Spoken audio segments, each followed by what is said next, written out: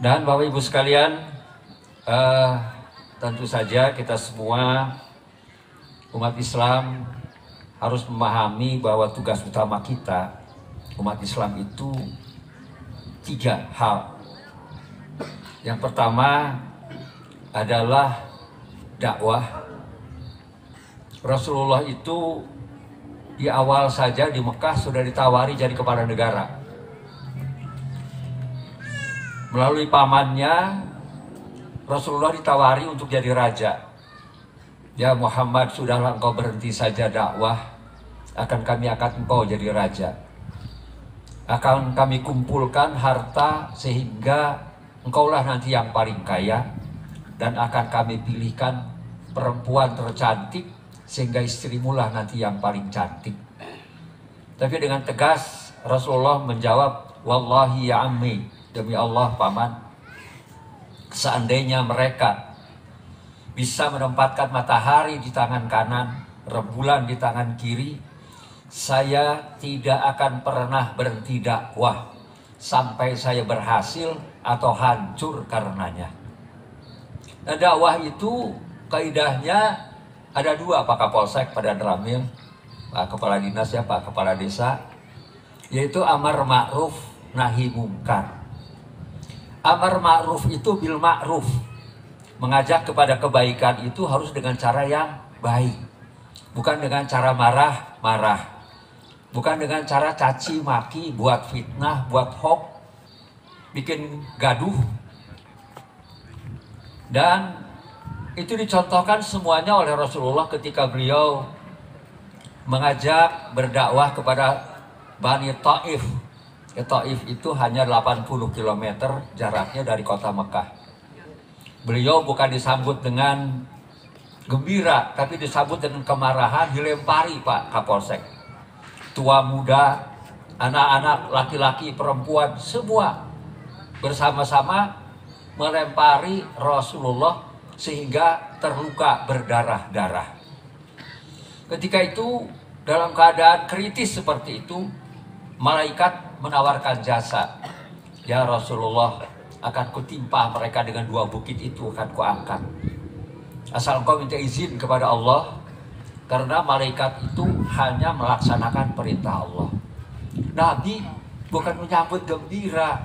Kalau mereka nggak ada, saya dakwah sama siapa? Nah ini kita ribut, kupar kafir, orang kafir itu diciptakan oleh Allah.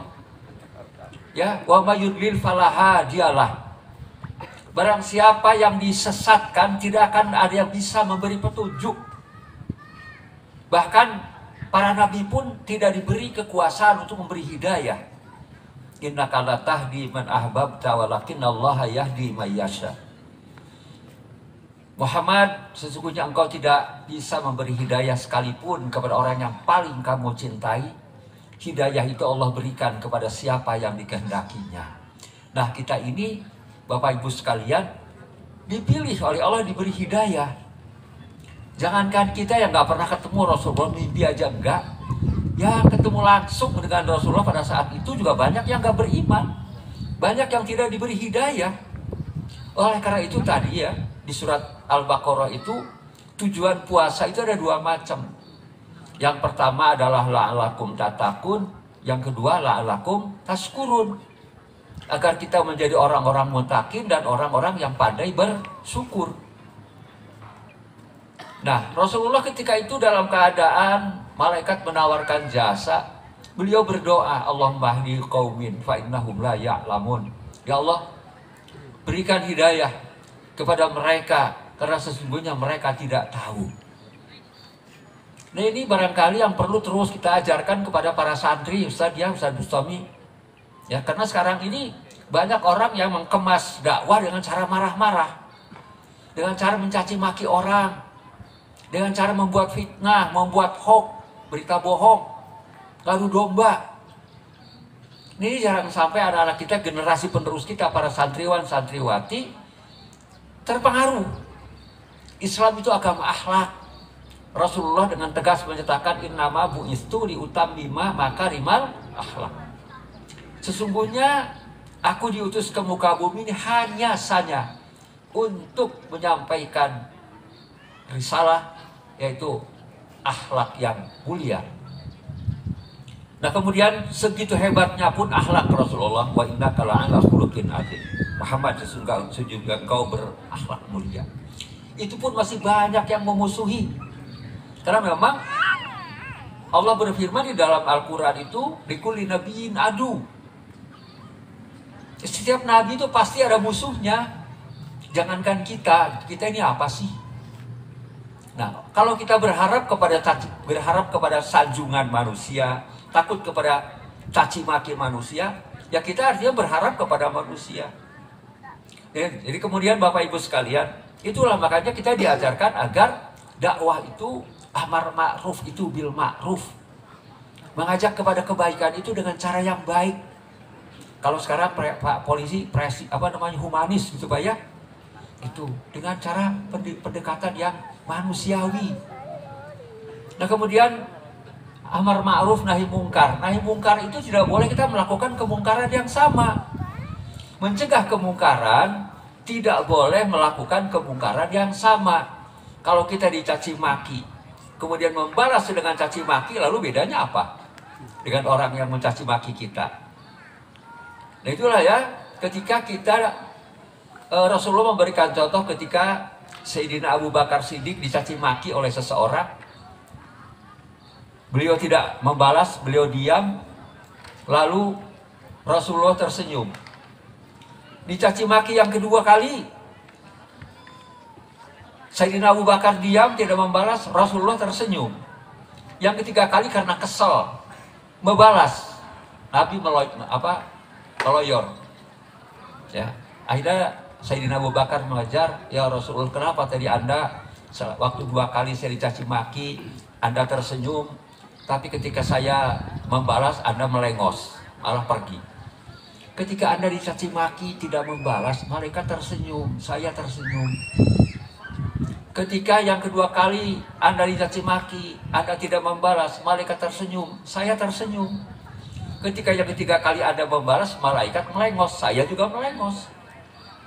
Dan itulah Bapak Ibu sekalian, kita dicaci maki oleh semua manusia. Kata Allah, mulia. Kita disanjung-sanjung, dipuji-puji oleh seluruh manusia. Kata Allah, hina. Nah, jadi kita tidak perlu takut dengan pendapat manusia dalam melaksanakan amar ma'ruf dan nahi mungkar itu. Nah kemudian yang setelah dakwah, kita diperintahkan untuk melaksanakan pendidikan. Ya, pendidikan dalam Islam itu bukan sampai dengan mendapat ijazah. Tapi ijazah kita itu ijazahnya batu nisan, alias masuk kuburan. Itu baru selesai tugas belajar kita. Ya. Nah, ketika negara Madinah diserang oleh kafir Quraisy, menyerang negara Madinah, semua masyarakat Madinah, warga negara Madinah diperintahkan berperang oleh Rasulullah. Akhirnya Allah menegur di surat At-Taubah, tidak boleh semuanya berperang. Harus ada yang ngurus pendidikan, ya tafaqahu fiddin. Nah ini pendidikan itu makanya bukan hanya tugas pemerintah, tapi juga tugas masyarakat dan tugas orang tua. Sebab ketika diajari nilai-nilai di tengah-tengah pendidikan, dari pendidikan pesantren, ketika di rumah tidak ada, kan anak juga bisa bingung. Ya ketika bapak, kalau anaknya di rumah ketika libur, biasa di pesantren sholat jamaah, sampai di rumah bapak ibunya nggak sholat jamaah, itu akan membingungkan anak kita. Nah jadi Bapak Ibu sekalian, pendidikan itu di dalam ajaran Islam bukan hanya sebatas strata-strata atau tingkatan-tingkatan, tapi belajar atau mendidik anak-anak kita itu ya seumur hidup sampai dengan kita masuk liang lahat. Kemudian tujuan pendidikan dalam Islam, Pak dan Ramil, bukan untuk anak itu jadi profesor, jadi doktor, bukan. Agar menjadi anak soleh. Karena ketika kita wafat, dan pasti kita akan wafat, bersyukurlah kita masih diberi kesempatan untuk ya berpuasa di Ramadan ini. Tidak ada jaminan kita masih akan ketemu dengan Ramadan yang akan datang. Rasul bersabda, apabila seseorang meninggal, semua amalnya putus. Sholatnya berhenti, puasanya berhenti, zakatnya berhenti, hajinya berhenti. Kecuali 3 hal. Yaitu yang pertama sedekahun jariyah.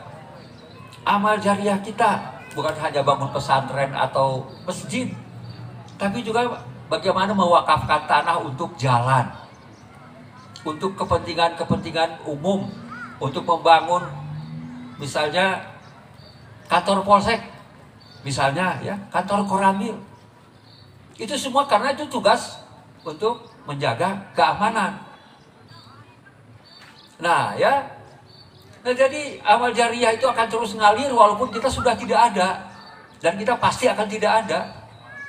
Kita awalnya tidak ada dan kemudian akan kembali tidak ada. Mau berapa lama kita hidup di dunia ini?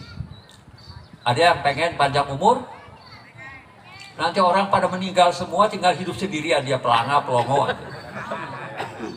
Sok istana ambil tuh. Rasulullah, Nabi Adam saja kakek kita, ketika di sorga sendirian bingung beliau. Makanya dikasih teman oleh Allah, dikasih teman istrinya. Gitu ya.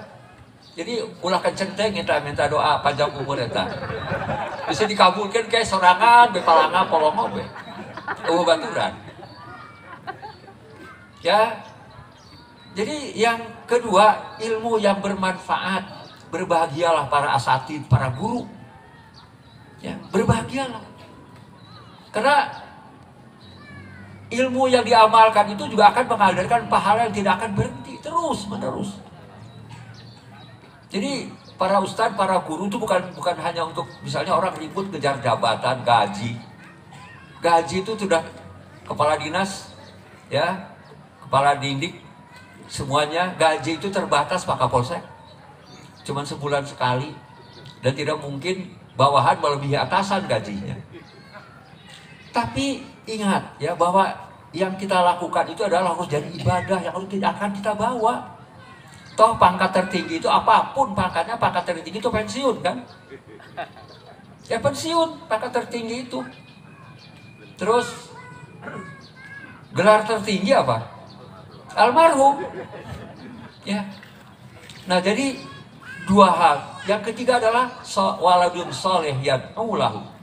Anak soleh yang selalu mendoakan. Anak soleh di sini. Dari anaknya doraka mantu. Nah, jadi Bapak Ibu sekalian, kita persiapkan generasi pengganti kita, ya. Jadi tujuan pendidikan itu bukan mencari yang ada tempat futsalnya, ada kolam renangnya, supaya jadi dokter, insinyur. Nggak ditanya, di akhirat mau ditanya ya, gitu. Ya, jadi kalau ternyata juga punya gelar panjang, juga soleh, nah itu hebat. Coba ada gelar kan ada di dunia doang, gitu. Di akhirat mesti ditanya-tanya ke Allah, gitu. Ya, nah jadi Bapak Ibu sekalian, inilah makanya kita sambut dengan gembira ya seluruh warga masyarakat Kecamatan Pabuaran, khususnya ya Desa Sindang Heula, Sindang Sari, Sindang Heula. Ya kan ini akan berkembang ini. Ya, bersiap-siaplah masyarakat di sini, jangan sampai tidak siap. Ya, jangan sampai nanti malah orang tidak bisa naon. Nah itu ya. Nah jadi diharapkan kita semua menyambut baik karena ini tujuan pendidikan tadi. Bukan untuk menjadikan orang itu bergelar panjang-panjang, tapi agar anak-anak kita menjadi anak-anak yang soleh dan solehah. Demikian, terima kasih. Hadanallahu wa iyyakum ila siratal mustaqim. Walahu minkum. Assalamualaikum warahmatullahi wabarakatuh.